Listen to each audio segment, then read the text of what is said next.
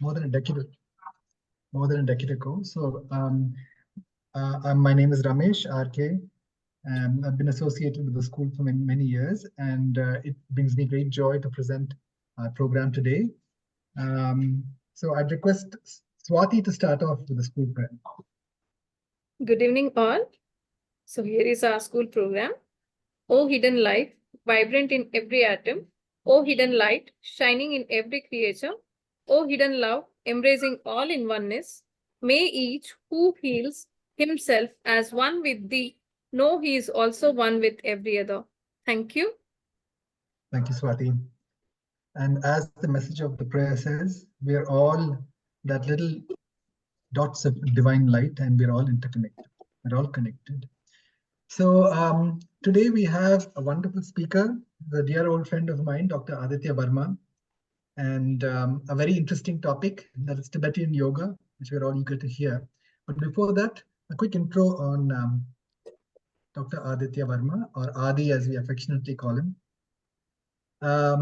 Dr. Aditya Varma is an integrative medicine practitioner specializing in mind-body medicine, Tibetan medicine therapies, Vedic chanting, Nejang yoga, I hope I got that right, and somatic body work. He's also a dentist.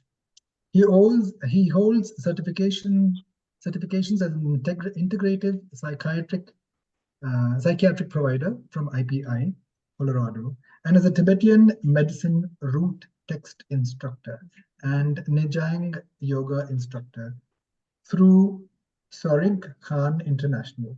I hope I got pronunciations right. Additionally, he has completed Vedic chanting, teacher's training at the Krishnamacharya Healing and Yoga Foundation, and is a safe and sound protocol provider. Dr. Varma has received extensive training in various therapeutic techniques, including mind-body medicine at the Benson Henry Institute and Harvard Medical School, Vajra Yoga with a 300-hour Indo-Tibetan yoga exploration, and tension release exercise, TRE. He's also trained in choice theory reality therapy, emotional liberation breathing, and craniosacral therapy, and somato-emotional release from the Upleja Institution in Singapore. His diverse training background equips him to offer a wide range of holistic health services. Dr. Varma offers various programs focused on stress, tension, and trauma management, including somatic sensing and tension release exercise, root tantra of Tibetan medicine, and Nijang or Vajra yoga. He also provides resilience workshops, mindfulness through Vedic chanting, and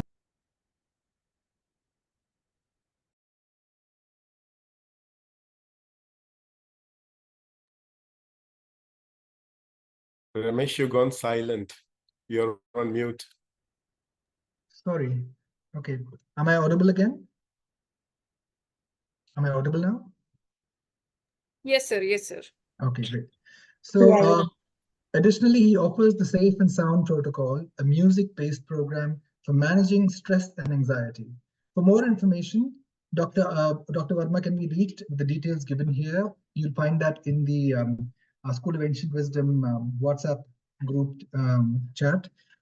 So without much more ado, with a lot of interest, I hand over the stage to Adi, Dr. Aditya Varma. Thank you, Ramesh. Thank you, Swati. It is good to be here virtually on the Ancient Wisdom School. Great to see you all. Today's topic is on Tibetan Yoga. So I would not just keep this as a talk. We would do some practice, which makes better sense because experiencing is more palpable than a theoretical or analytical exposition of anything. But yes, theory will have to come in. I will have to speak also. Let us start with just centering ourselves. Find yourself a comfortable posture, and I hope my voice is clear. Thank you. In yoga, asana is defined as Sukham Sthiram Asanam. Sukham Sthiram, as is for me, as is for you. There is no standard posture. The one thing that we would definitely insist on is a straight spine. So, as you know, one of the schools of Buddhism is the Vajrayana. Vajra the lightning, Vajra the diamond, Vajra the spine. And in the Vedic tradition also, we will come across the story of Indra holding the Vajra which is made from the bones, the spine of the Diji. So there are many symbolic representations all over the Indo-Tibetan region. So while politically, geographically, we are apart, we are different, culturally, we have shared a lot. And that goes for the entire Asia, I think. And previously, the ancient wisdom was something which spread through the globe. But now, as we progress, as we can say, our progress makes us more analytical. Analysis brings division. And we become smaller and smaller. We become from a global, okay, let's go beyond global. We come from a universal consciousness, as we say, which becomes global. We become the planet Earth, the pale blue dot. And on this, we start to break ourselves into different land masses. In the land masses, we start to become so many communities, so many religions, so many races. And as one of my teachers said, we have finally succeeded in making us the smallest we can, that is this human body. In Tibetan yoga, you will find, especially in Nejang and Kala, which comes from the Kalachakra Tantra, we have this body, and we have this even in the Vedas, Yatha Brahmande Tata Pindande. The globe, the universe and the macrocosm and the microcosm. So in the Kalachakra Tantra, we find there are points in our body which correspond to certain places on earth, especially in the Indo-Tibetan region. And that is because we were culturally, spiritually following a certain path, which His Holiness calls the Nalanda tradition. Now, my teacher says, if you are in Europe, your points are the same in the body, but the energy points are different on the map, on the terrain. This is for us to discover what is what. But we know power spots are something which every culture, every tradition speaks of. So when we work with these points, we connect with these holy spots, sacred power spots. So if one of the spots which we all know is in Assam, there is a point on the body which corresponds to that sacred spot, that Shakti Pitha. When I work on that, it, depending upon how intensely I practice, of course, when I work on that point, it is as if I am in that spot. I am connected with the spot. So we get this whole teaching that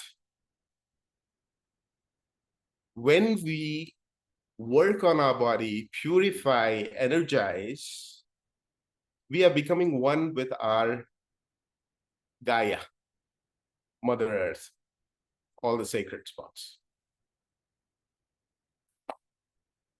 Okay, so before I launch into more theory, let's start with coming back to erect spine.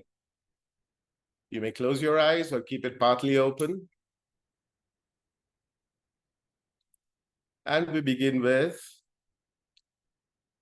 our breath. Allow your breath to flow as it would.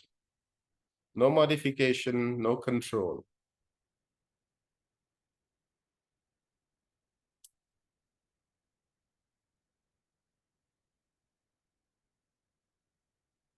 Breathing in. I am aware I'm breathing in. Breathing out. I am aware I'm breathing out.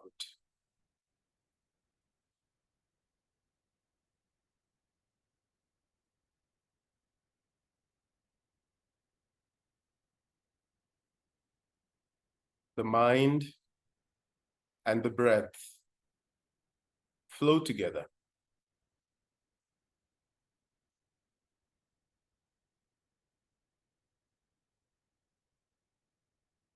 And my body starts to find its comfortable posture.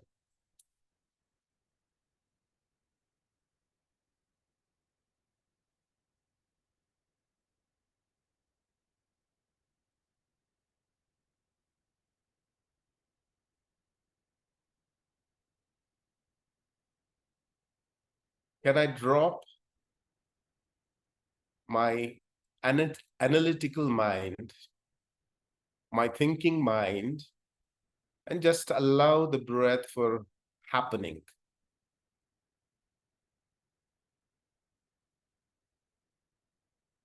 The body breathes, and a part of me is the observer.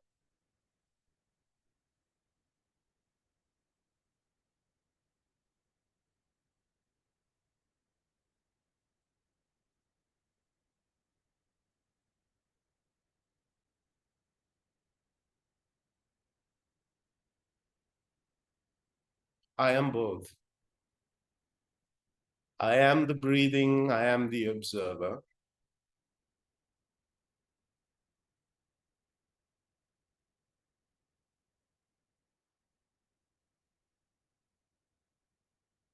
No breath.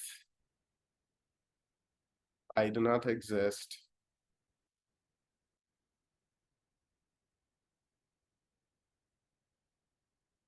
If I do not exist, I wouldn't know the breath.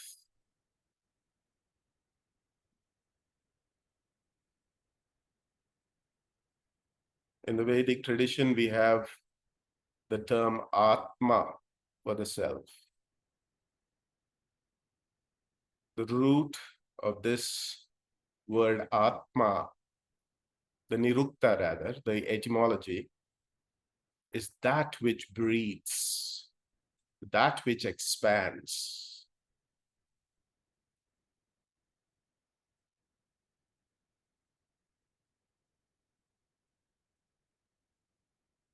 I keep my awareness on this one fact, on this one thought.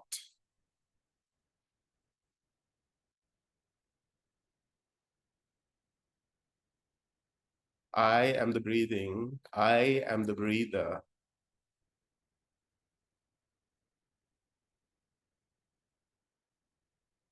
I am the one who observes the breathing. No, I'm not schizophrenic, but it is I. I am a composite.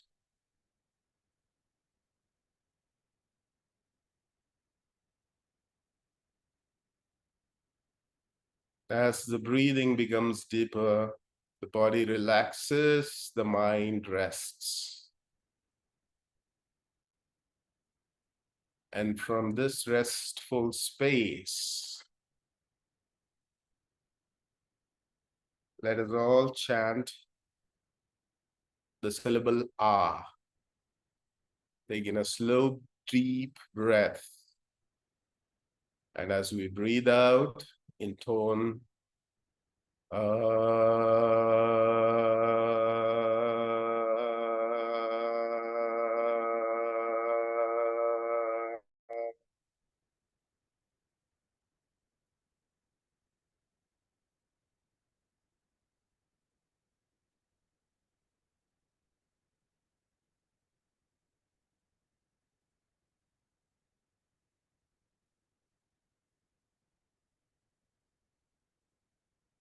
Namo Gurubhya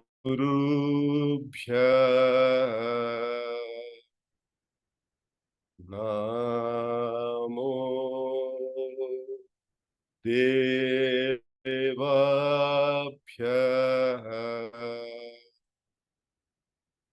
Namo Dakinibhya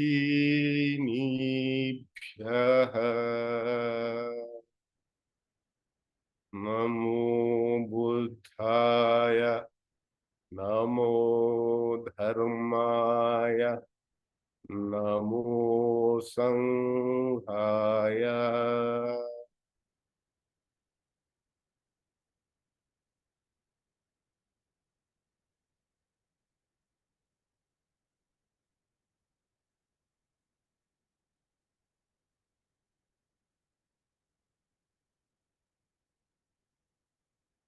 You may open your eyes.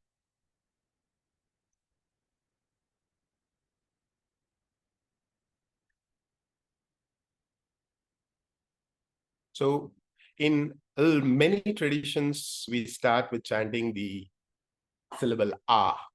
Ah is the primordial sound. Of course, we say it's Om, but it's there. Ah is there in Om. And Ah in many traditions is considered equal to the highest Guru Yoga. By just chanting Ah, we have invoked our Guru and their blessings.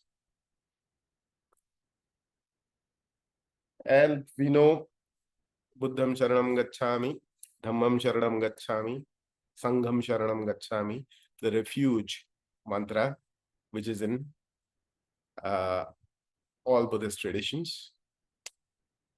In the Vajrayana tradition, we have Namo Gurubhya, Namo Devabhya, Namo Dakinibhya. So the Guru we know is Buddha, our Lama, our Gurus. There are the Devas, which are the male aspect, the Dakinis, that are the female aspects. These three. And we have the Buddha, Dharma, Sangha, the three.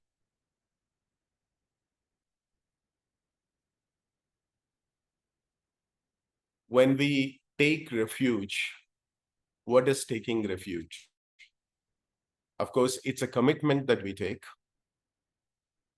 But in today's language, for people to understand today what is happening, let's do a small exercise.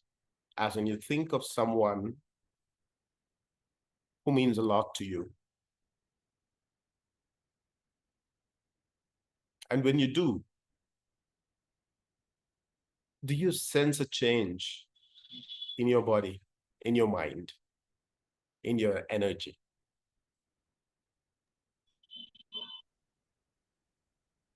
Right? When we say we take refuge, this is what is happening. We are thinking of the Buddha, the teachings, the Sangha, our family. And neurobiologically, what is called creating a safe space within us happens. So not just the lip service of, as all the teachers tell us, prayer is not lip service. It has to be done with bhavana, with bhava. So evoke the sensation also when you think of the Guru, the Lama. There's a joy that fills up. This is the first step. I have already created a safe space or a fertile space in me for the flowering of the Dharma, of my sadhana and practice. In Tibetan, there are many forms of yoga in the Tibetan tradition also. There is a Tulkhor, which is certain movements in the body, of the body. It is more dynamic than the Hatha Yoga traditions. These are done to clear the pranas and regulate them. Then we have, basically all schools, all practices are doing this. So it's not just Tulkhor. Then we have Yantra Yoga. We have Lujong. There's another Lama who teaches what is called Kunye. There are many schools of Tibetan yoga, many traditions, each one exploring. But I think Trulkhor comes from the older Bun tradition from Shangtung, that is Tibet. And this is still utilized in almost all the traditions of Tibetan yoga. The one that we will be working with, the one which I have learned and I have been blessed enough by my teacher to teach, is known as Nejang Yoga. When we work with yoga, yoga teaches us there are three components that we work with: the body, mind, and speech. Speech refers to the energy aspect of our body. Body-wise, the movements; mind-wise, the visualizations, the contemplations that we do. There are analytical meditations also. And speech-wise, of course, it is the chanting, mantra chanting. I would start with the basic mantra chanting, the speech empowerment, not empowerment, I'm sorry. What's the word we use? Speech purification. Yes. Speech purification is the simplest thing which we have learned in our childhood, which is the alphabets. A, A, I, down to Ka, Kha, Ga, Ga, Na, Yara, Lava. In the Tibetan tradition, mantra tradition, tantra tradition, all practices, most practices start with chanting these two, which is known as A, Li, Ka, Li. A, Li is A, I, Ka, Li is Ka, Kha, Ga, Ga, Na. So when we start chanting this, we will know from our yoga training that all our chakras, their petals, have got these aksharas in them. These are potent mantras. We have this order, not disorder, this order of alphabets in the different chakras. So just chanting them is empowering, clearing, energizing the chakras too. A, starts with clearing the throat chakra. When I start with speech, my throat chakra needs to be clear. So let's I will just go through it once. You can join me another 2 times. We do this 3 times before we start any mantra practice, any meditation practice, to purify, energize our, what we call the mantra body or the Vajrakaya, the Vajra body. There is a particular rhythm to it in the Tibetan tradition, which we learn in our mantra healing. So let me begin once, then you may join me the next 2 times. Yeah, but with mute in your own space. Okay. Namo Guru. Om A I U Ri Ri L A I O A Om I U R R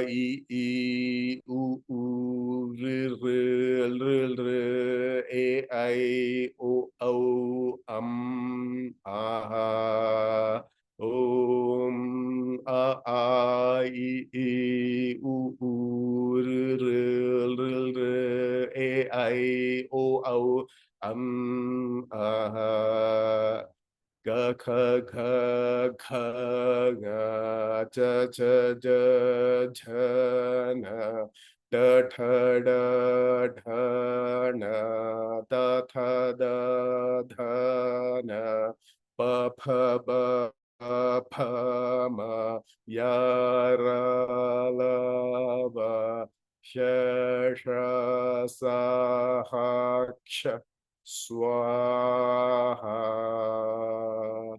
Ga kha ga kha ja cha ja cha nya da tha da dha na da tha da dha na pa pha ba pha ma ya ra la va sha sha sa ha Kha Swaha Ga kha ga kha ga cha cha ja cha nya da tha da dha na da tha da dha na ba pha ba pha ma ya ra la va sha sha sa ha Kha Swaha.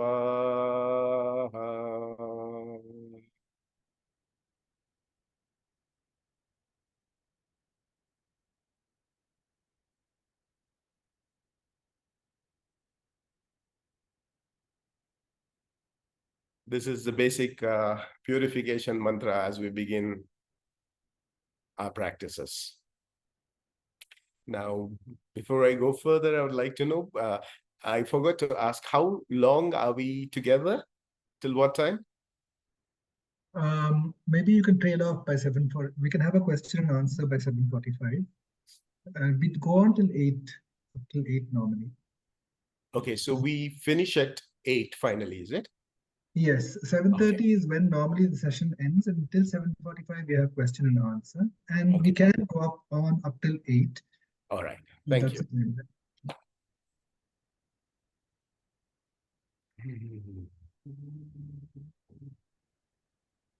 Okay, so I've shared a few things till now.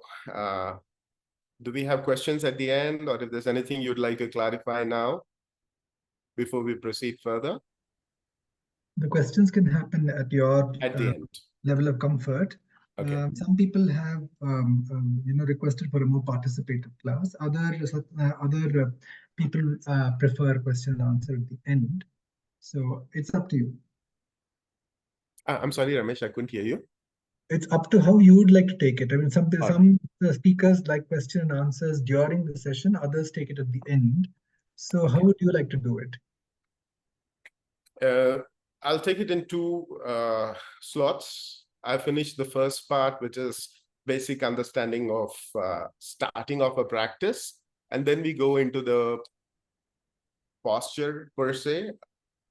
So if there are any questions on this now, maybe we can do it now. And in 10 minutes, we can move to the next part. I have a question, but before I pose my question, would anybody have any questions that they would like to ask? If so, please do now. Okay, so I'll go ahead with my question, Adi. See, whatever you did just now, it is generally the phonetic pattern of most Indian languages. I remember our yoga master telling us that Indian languages are sattvic or the Daivik. They can lead you to Daivik. In the sense that if you speak them correctly, most Indian languages raise your frequency, especially Sanskrit being at the pinnacle of the ability to raise your frequency, like the Omkara does. The Akara, Okara, Makara generally raises your frequency as you chant the Omkara. So, likewise, when you speak Sanskrit very clearly, the shlokas, just by speaking the language, will you raise your frequency? Now, English is a language I was told that is in the mode of goodness. It reaches you till the mode of goodness, but Indian languages take you further. So when you did this syllable chanting and you said that cleanses us, is there any truth in what I just said? What would be your take on that?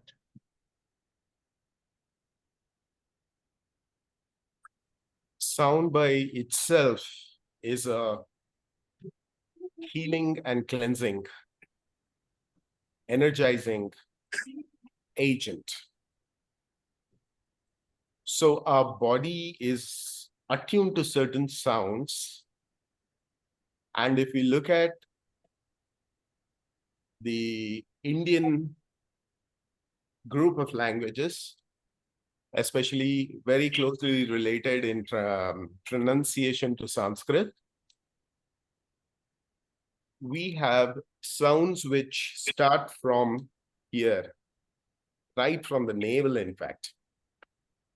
It has to start. Vedic chanting, you'll say, all the teachers tell us, chant from your navel.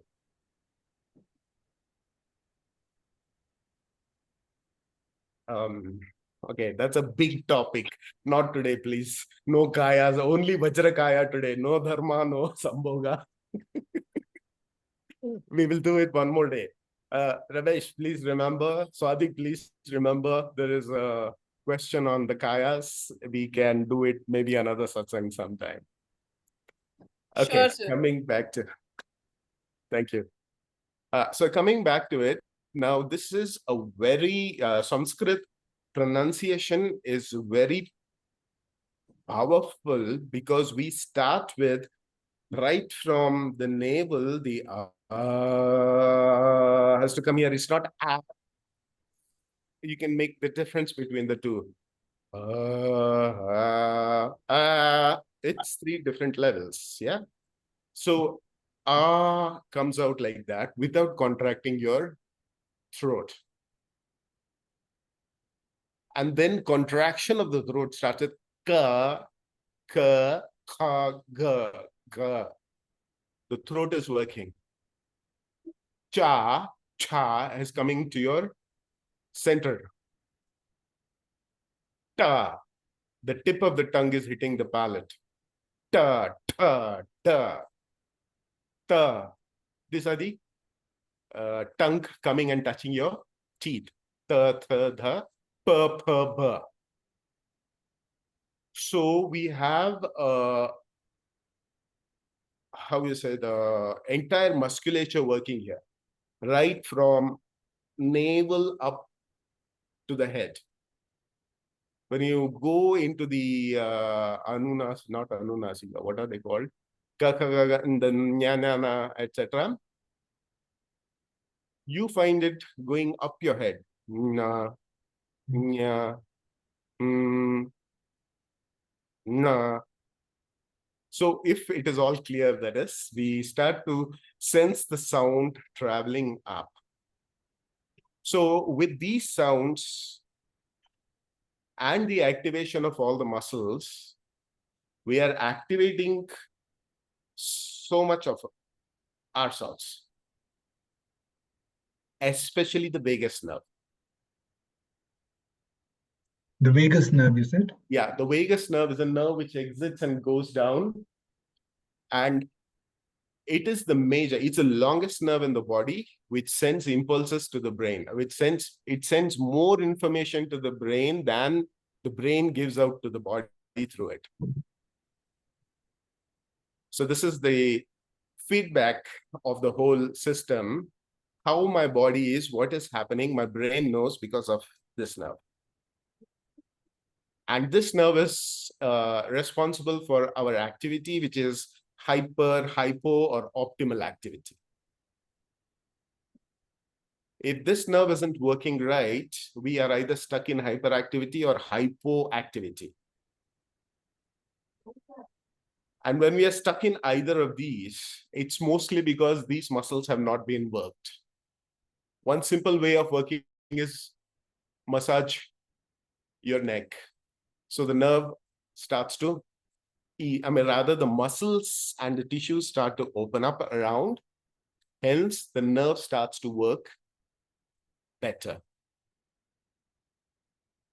It gets optimal functioning, which is why doing the sounds from the neurobiological perspective, it rather regulates our autonomic nervous system, which is responsible for all the stress, etc.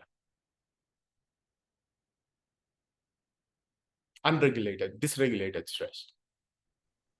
So what is this, has there been any research which shows what impact English has on our consciousness, or our Indian languages, or Sanskrit? Has there been any research? English, I don't know. But Sanskrit, there definitely a few years ago, there was a study done, and it was called the Sanskrit effect. There was a study done on a group of 21 plus 21 control. 21 had a background in Vedic chanting.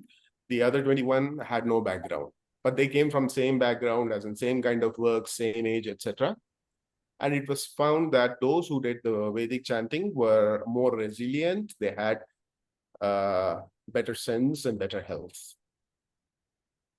And also on diagnostic imaging, MRIs, etc., showed that the brain was more developed in those who had a background in chanting. So it appears that our languages, the alphabets, the way they're laid out, are very scientific. And as you keep chanting from R to the Nya, you actually are coming from the lower chakras to the higher chakras. No, it's got its own circuit. We will have to do it some other time. It doesn't go from bottom to the top. It goes throat, heart, etc. There is a certain, dispersion of these sounds in different chakras. There's a defined pattern. Oh, yeah. Got it.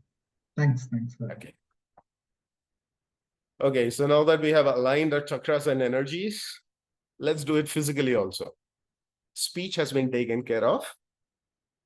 Now, the other aspect of the importance of speech, I would like to share from the Vedas is that when Brahman was creating when creation happened, one of the stories, one of the expositions we have is, of course, the desire arose in Brahman. And the Brahman's first creation was Vach. So you say Saraswati was born first, the firstborn. Vach. And when if you look at the Christian tradition also, the Jewish tradition, the beginning was the word was with God, the word was God. If I remember right, I read it in the Egyptian Book of the Dead also. It also mentions something similar. So the speech has been given so much importance that we see that Brahman's speech is what created everything. Only thing is, I would like to bring interesting thing here for you to note. A lot of people say Brahman, they mistake Brahman for Brahma. And watch for, his consort Saraswati. So we have Vedic deities, we have Puranic deities. And when Brahman created with his speech, when speech was created, he entered speech, which means to say, speech is brimming with the energy of Brahman. Most people misunderstand this and say, Brahma created Saraswati and then he married her or he ran behind her, infatuated by her beauty. So we should have an understanding of our mythology and help remove this kida from their dimags. All right, so there we have Vach, Brahman. And now we come to the Kaya. This Kaya, the Sthula Sharira and also the Vajra Kaya. All right. As you know, we have different pranas. 5 pranas are the main. Before you continue, Adi, what was Vach again? Sorry? What was Vach again? Vach is Saraswati, the speech, sound, the goddess of sound. It's the personification. And Kaya means the body. Kaya is the body.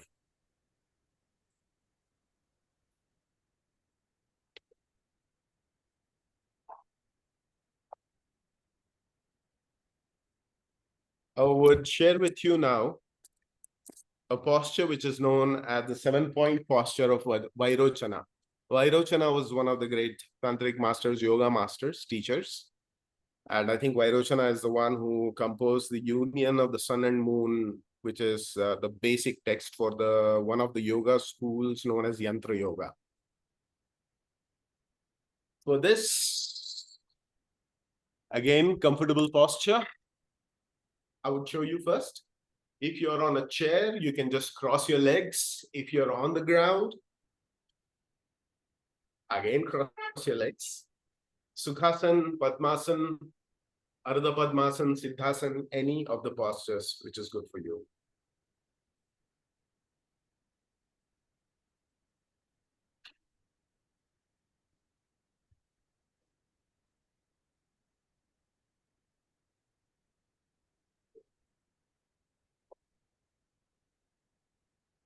Yes, my head is visible. Yeah. Okay. The 5 pranas, the 5 main pranas are in the heart area, in the head area, the abdomen, and below the navel down, and also the entire body. Yeah.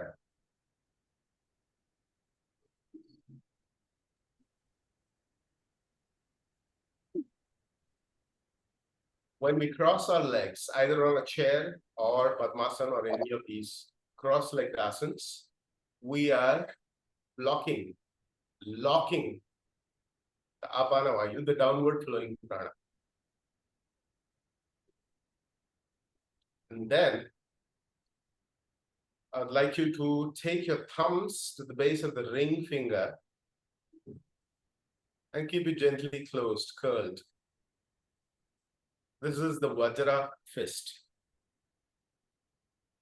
This locks in a certain energy circuit in the body. So if you start to feel drained when you're with somebody or in some place, you do this. This seals our energy. The Vajra fist.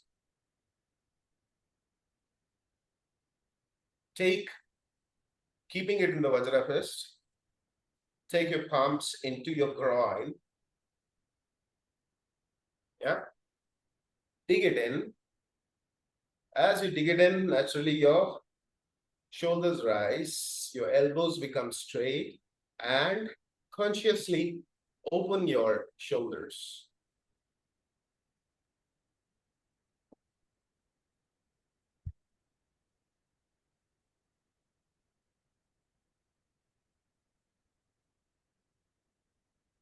Right, don't hold it for too long.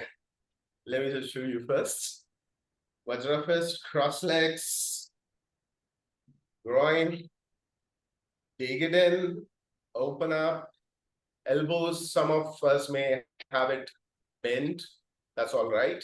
Do your best.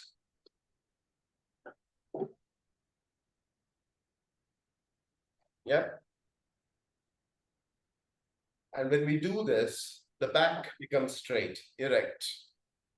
Open up the shoulders like an eagle about to take flight.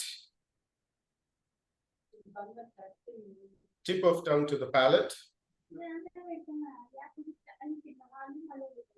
Your gaze is at the tip of the nose or in the space in front of the tip of your nose.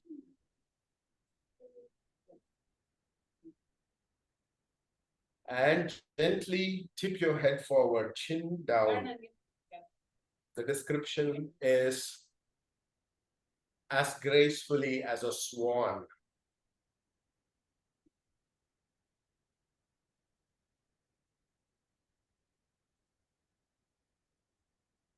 Breathe normally.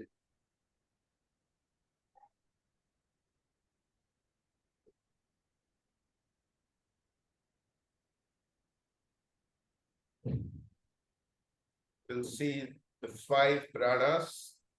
The areas of the 5 pranas are all engaged. The locked legs, the downward flowing prana, the erect back, abdomen gently pulled in.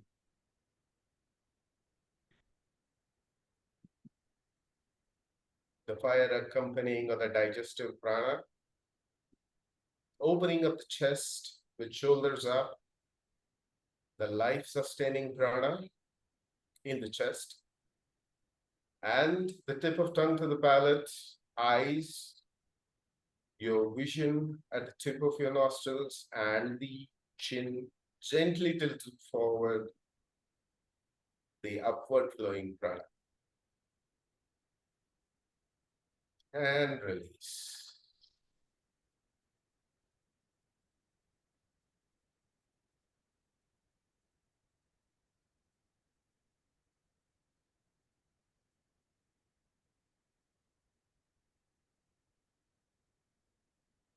Is everyone familiar with alternate nostril breathing? Yes. I think yes, but just let me speak a little bit on it. Generally, in the Hatha Yoga and the Indian traditions, we start with the left nostril, but in the Tibetan tradition, we start with the right nostril. There is a whole big process to it, but I'm going to share the very simplest thing right now. So we start with our right nostril, lock the left nostril, breathing in and hold. And then lock the right, breathe out the left. All right? Then breathe in the left, hold, breathe out the right.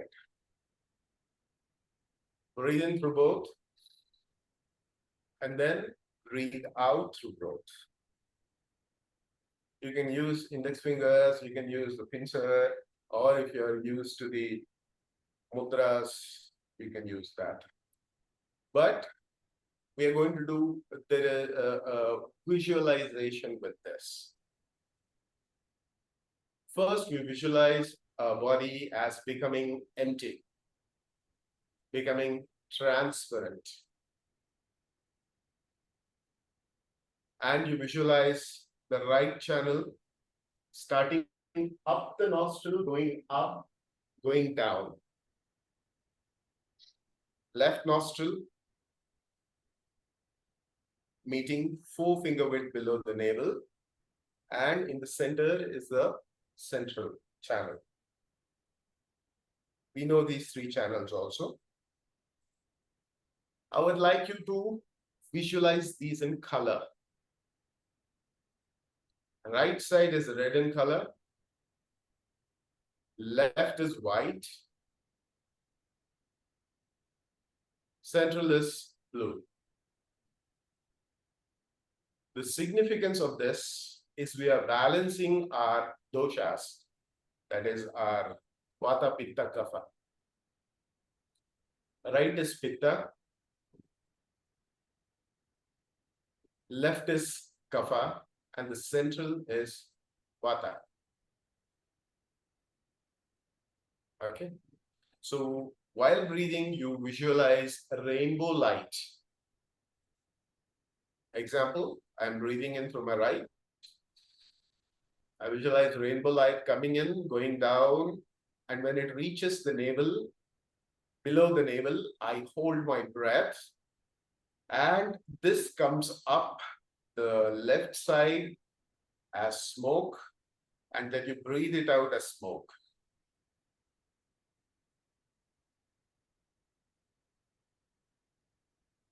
Then you breathe and go rainbow light through your left. It comes under the navel, you hold it, and the cleared smoke colored energy comes out through your right. Then we breathe in rainbow light through both channels, hold, and it comes out, and you breathe it out through your two nostrils. Is that clear? It is the same practice that we generally do. There is some more things to it with hand movements, but I'll not go into that today.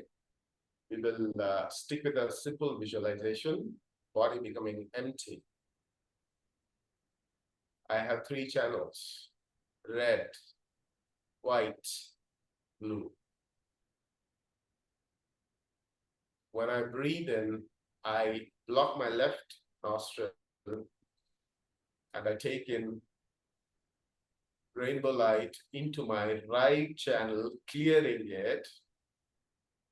It goes below, forefinger with below the navel. I hold my breath physically, and the energy travels up. The cleared energy travels up my left side, coming up, and I exhale it through my left nostril. Okay. I breathe in rainbow light through my left nostril, take it down the left channel, until below the navel. I hold my breath and take the cleansed energy up the right side. I breathe out through my right nostril, smoke-colored energy. Now through both nostrils, I breathe in, take it down, both the sides channels, and then I take it up the released smoky energy, and I breathe out through both nostrils. This is one set. Yes, sir. We do this. We do 3 sets of this, minimum. You can do more if you please. So let's do this, and then one more set, and you can tell me how you're feeling. Before we start, let's sit in a comfortable posture. Close your eyes. Visualize yourself seated in your space. The posture you're in, how you are.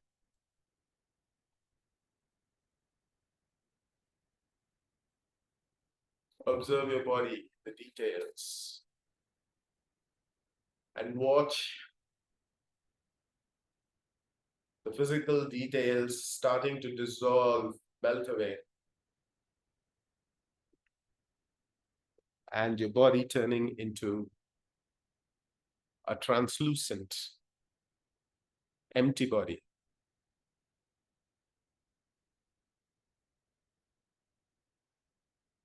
You see all your patterns that you want to change mentally, physically, dissolving, leaving you. And your body becomes a blank canvas for restructuring, reconstructing yourself.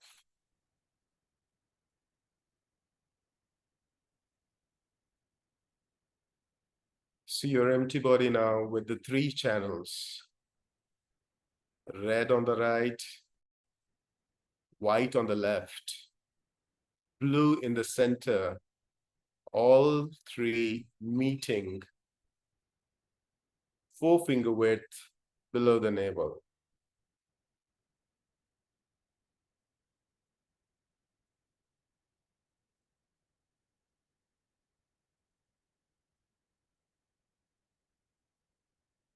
Now, blocking your left nostril, breathe in rainbow light. Going down your right channel, the red channel, cleansing it till you come 4-finger width below the navel, and then you hold your breath and gently contract your abdomen in. Take the released energy up the left side, the left channel. As it comes up and you're ready to breathe out through your left nostril as smoke. Breathe in rainbow light through your left nostril. Going down the left channel until it reaches below your navel, and you need to hold your breath. Hold your breath and take the released energy up the right side and release it through your right nostril.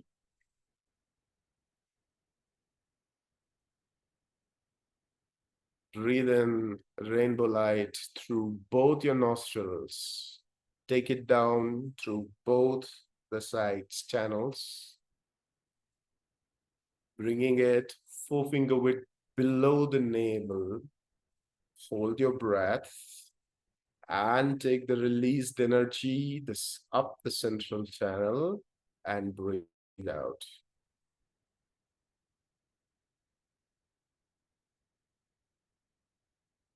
I would like you to do one more set on your own, and when you're through, just give me a thumbs up so I can go into the restructuring phase.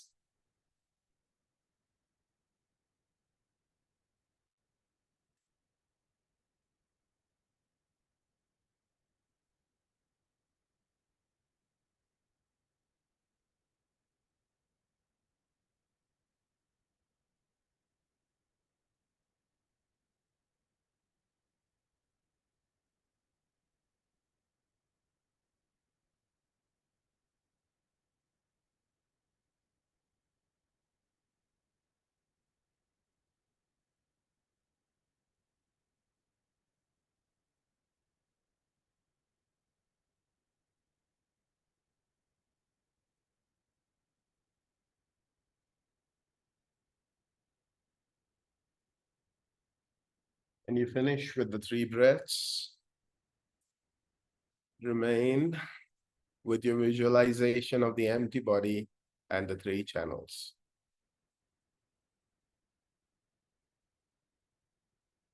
The Vajrakaya, the channels have been cleansed.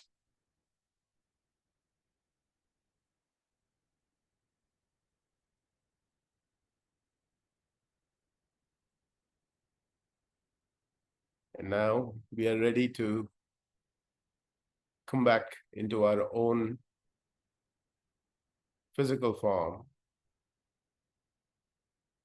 And you start to begin to visualize yourself reforming.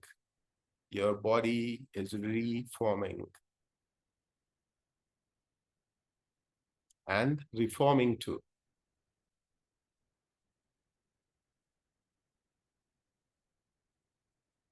Bring into mind all the attributes, the qualities you would like to develop, cultivate. And as your body starts to form again,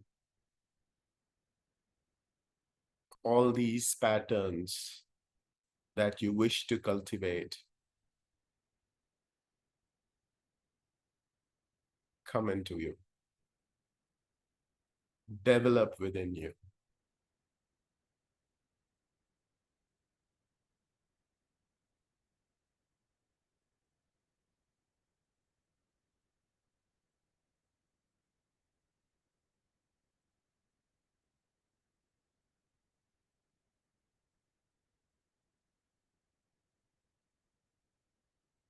Visualize in the sky or the space in front of your head now a Buddha figure, white in color.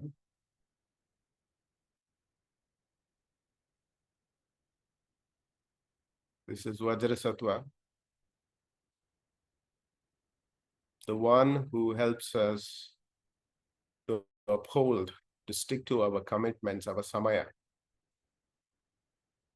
And we pray to him to give us the strength that we stay steadfast, purify us, and we develop in dharma, we develop bodhicitta, and be of service to all, to the entire existence. In response to our prayers, white light streams into us, streams into the space we are in, to the locality, city, and the planet Earth.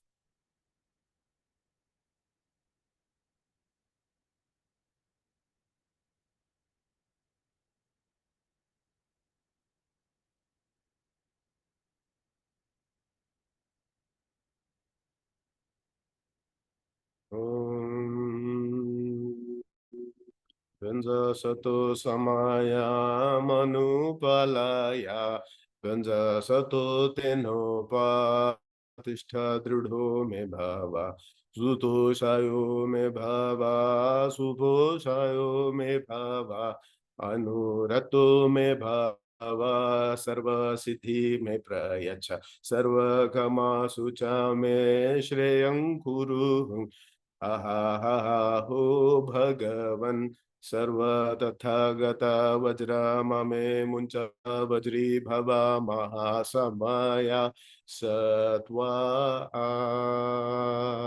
Om Benza Sato Samaya Manupalaya Benza Sato Tenopa Tishtha Dridho Me Bhava Sudoshayo Me Bhava Subhoshayo Me Bhava Anurato Me Bhava Sarva Siddhi Me Prayacha Sarva Karma Sucha Me Chittam Shriyam Kuruhum Ha ha ha ha ho Bhagavan Sarva tathagata vajra mame muncha vajri bhava mahasamaya satva Om Benza Sato Samaya Manupalaya Benza Sato Tenopa Tishtha Dridho Me Bhava Sudoshayo Me Bhava Subhoshayo Me Bhava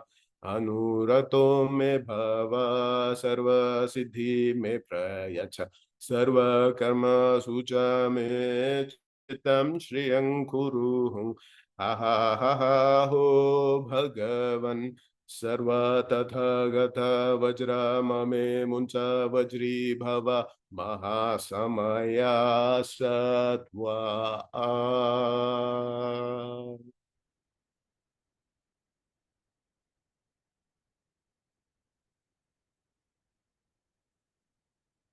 And we awaken, we open our eyes with the confidence, with the reassurance that our shortcomings have been forgiven, and we have received the blessings, purification, and the strength to uphold our commitments, our dharma. You see yourself as you are, and you look at the people here on Zoom and see how they are.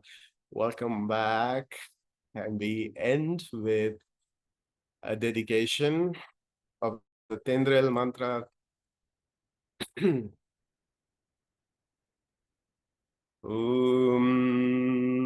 Ye dharma hetu prabhava hetum teshan tathagato yavadat chayo nirodha evam vadi mahasharamanaha Swaha.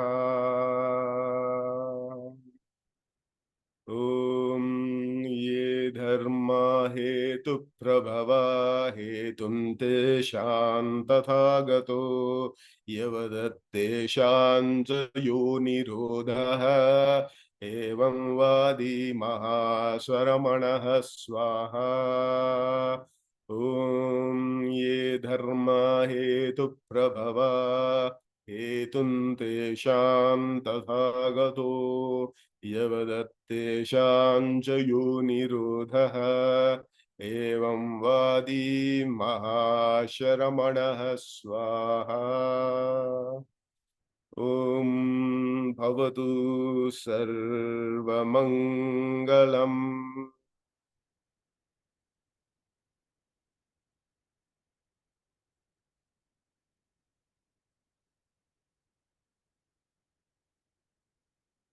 Correct time, 7:44.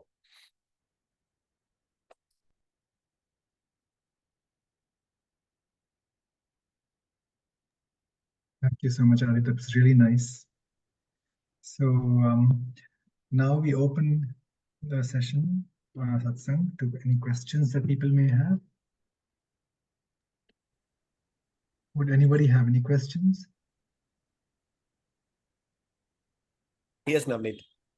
Aditya, one question. When we are doing these prayers, do we do some sort of a, so when we are doing these breathing, are we doing any sort of a mula bandha in terms of, the perineal muscles, or is it just normal seating? You can do it, but I don't include it because I don't know how many people know about it. And, it's a little tricky. It's good to go through a certain process. Bandhas come in a little later, right? Which is why I don't go into the contraction of the abdomen also so much, but a gentle pull in. But yes, if you do practice it, please include it. It's not a necessity, but you can.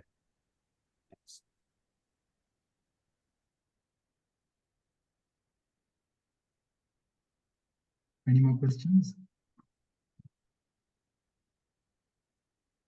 I hope everybody is on the physical plane. I think many of us are still returning.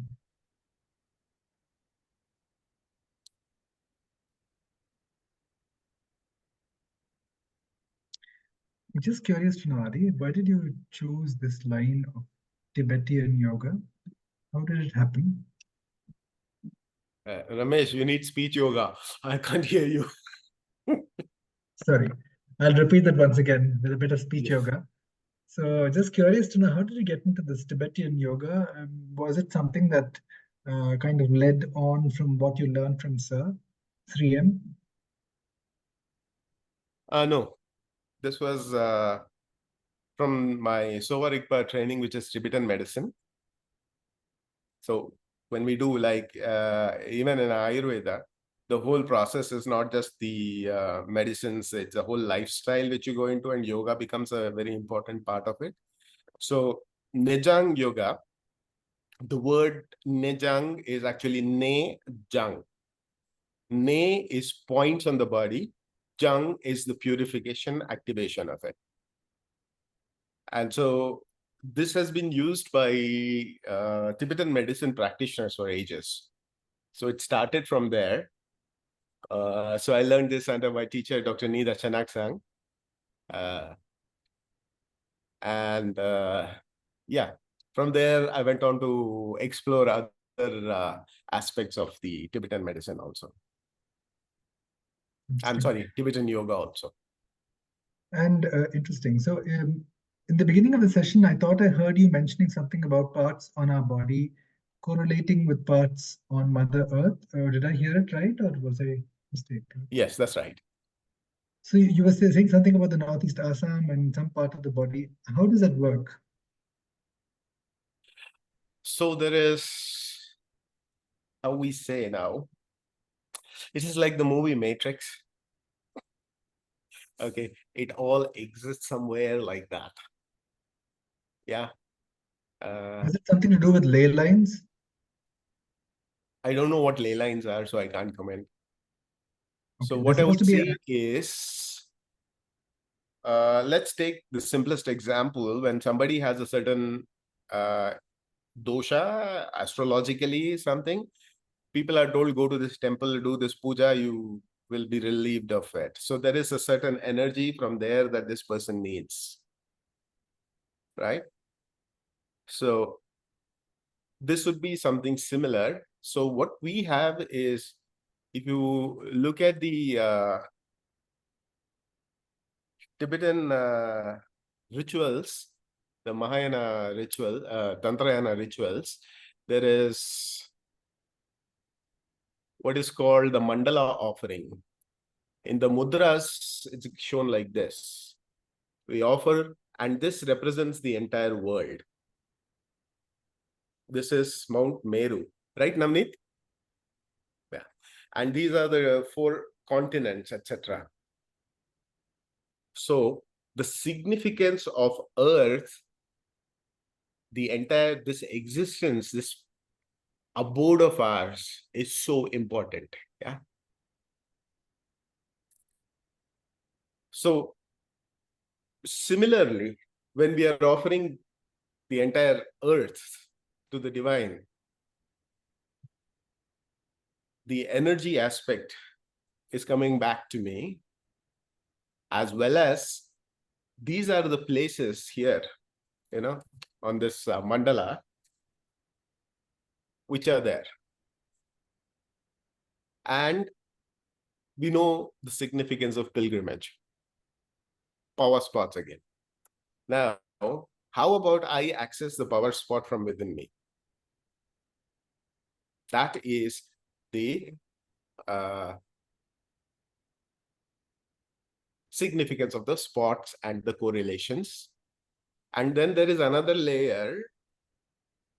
You would have heard of the pure lands or Takini, like different lands on different dimensions, which are mentioned in Buddhism.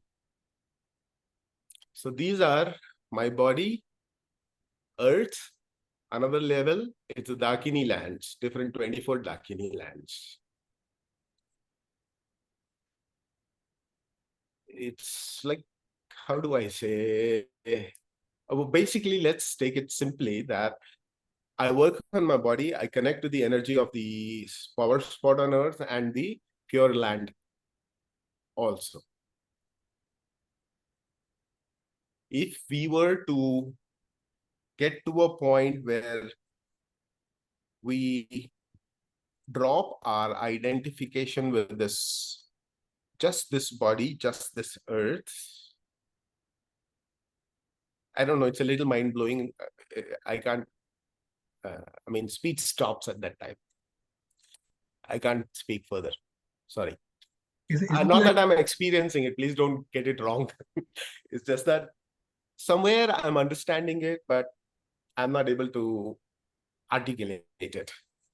is it like these are multi-dimensional facets of ourselves? Yes. And so when we heal that aspect of ourselves, it also correlates with the reflection in that multi-dimensional aspect of the universe as well.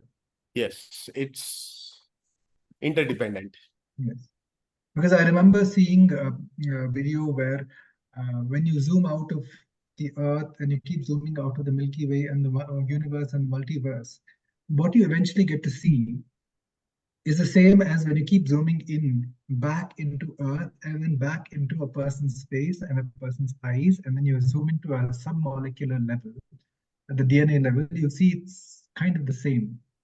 The universe, multiverse, and the submolecular level DNA arrangement. They practically look like a reflection of each other, which is quite amazing, given that our Shastras had spoken about it.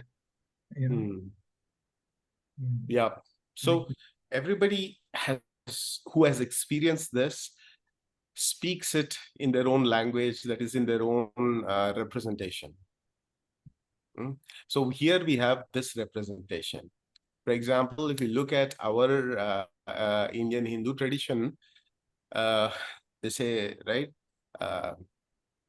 Varanasi Kashi is here, where Varuna and Asi meet, which is our two channels. So Kashi is here in the third eye. Yes. And we go into the Kala Chakra Tantra, the body of the deity has these 24 spots. And it's from there that Butun Rinchen, I think, developed this practice. Yeah. Also, you go to Kala Chakra, there's so much. We see the forms and it can bewilder us, but as we study it, you will find, oh my God, cosmology is here. And then cosmology is here too. In Kala Chakra Tantra and in Tibetan medicine, since you mentioned all the Milky Way, the universe, galaxies, etc., the nakshatras which are there are all around our navel, which is why navel is a powerful spot. And in Nejang, also, yes, Navneet, you were mentioning for the Tumo practice, etc., we have this churning aspect of the navel, because that energizes and connects to the different nakshatras and the nakshatra doshas which are there, as you would get when you go to a temple and do the parihara. Just doing this practices can help us clear those obstructions. So and therefore, karmas as well? I think basically it goes to say the same thing, yatha brahmande tatha pindande. I can choose to go out and do it when I'm not so centered and focused, or what's the word, grounded within. So I need to do external work. Most of us need to do external work, but we should not neglect the internal work also. If you have looked up the Rudram, Sri Rudram, Namakam Chamakam, the Vedic chants, in the Lagunyasa, we have different places, different deities in our body.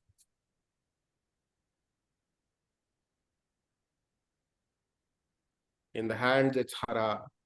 Here it is Rudra. I think it started Prajanane Brahma Tishtadu. Okay, I forget where the others are. Without the text, I cannot say. So different parts of the body are the different deities. So, one last question, because we're just a few minutes left to close the session today. These power spots, are they evenly distributed across the earth? Or is there a higher concentration in India, in Bharat, since we have long known that this land is known for its spirituality and for many religions being born here? So where are these power spots located? The power spots are across the globe. Each tradition had its own discovery of these power spots. So while we remember, there are many spots we have forgotten, but the Tibetans remember, because we lost everything in the Nalanda fires. right? And whatever was preserved up there, from them we get the remembering of our practices. It's there in Nepal and Bhutan and Tibet. So there are many spots we have forgotten. Similarly, across the globe, because of the vast changes, the fast changes, people have forgotten. There's an interesting story which I think Dr. Robert Thurman was teaching in his Vajra Yoga class, or Dr. Nida, I don't know. One of the two, both are there, my teachers. So they mentioned that, or it was Lati Rinpoche, one of the three. The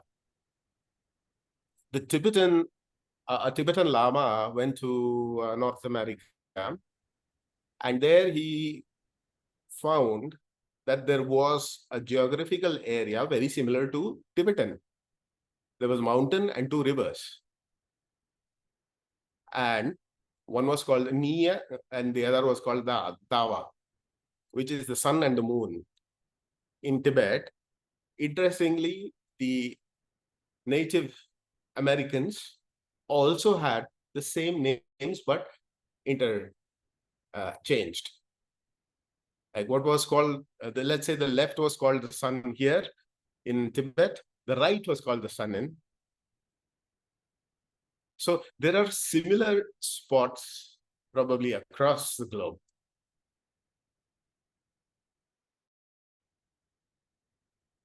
It takes a lot to tap into it and understand and sense it. That is very nice. Anyway, to close the session, I just was briefly looking at some of the messages here, all of the messages. Kashmira says, thank you so much. It was brilliant.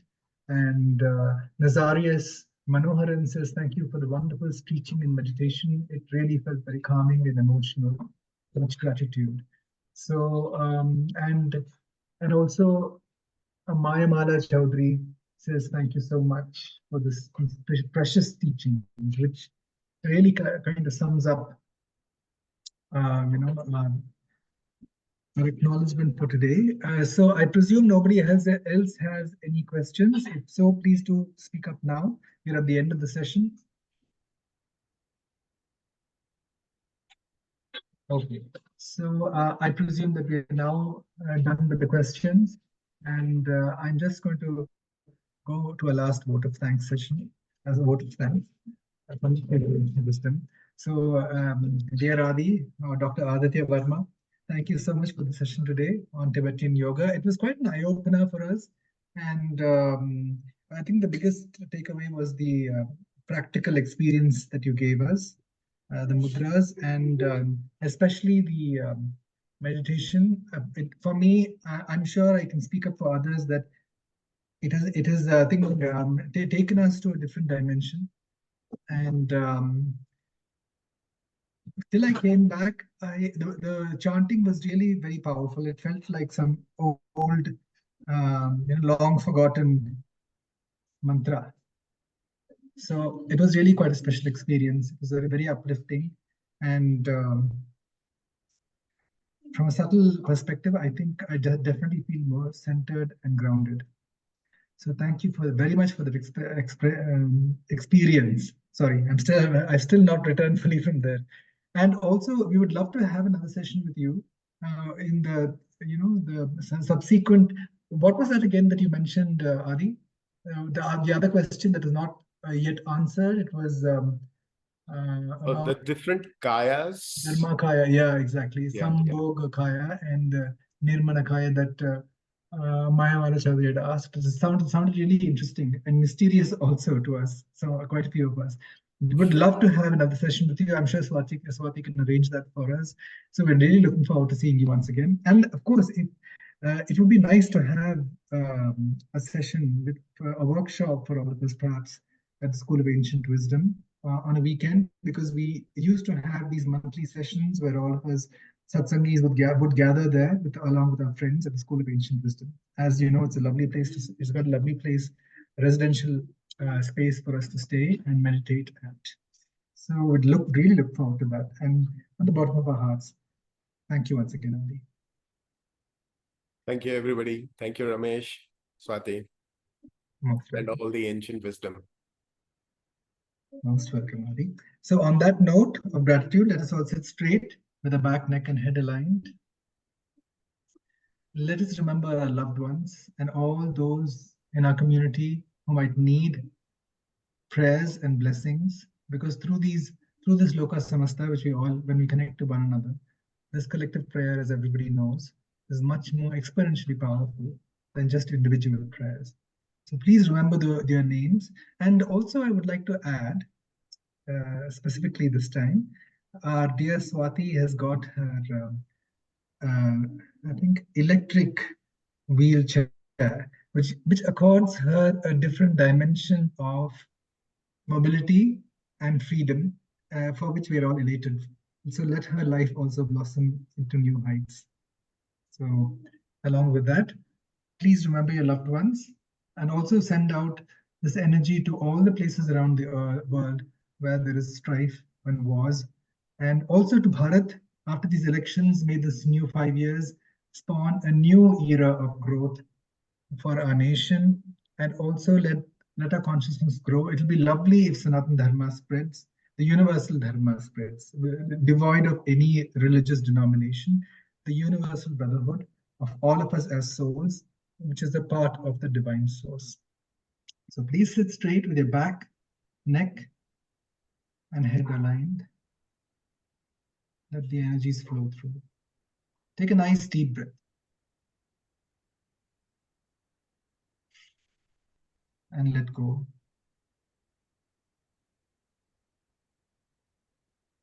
In that moment of silence, observe the stillness and silence, which is the language of the soul. Loka samasta sukhino bhavantu.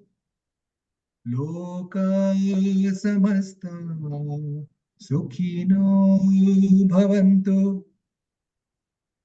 Loka samasta sukhino bhavantu. Om Shanti, Shanti, Shanti. Om Tat Sat Brahmarpanamastu.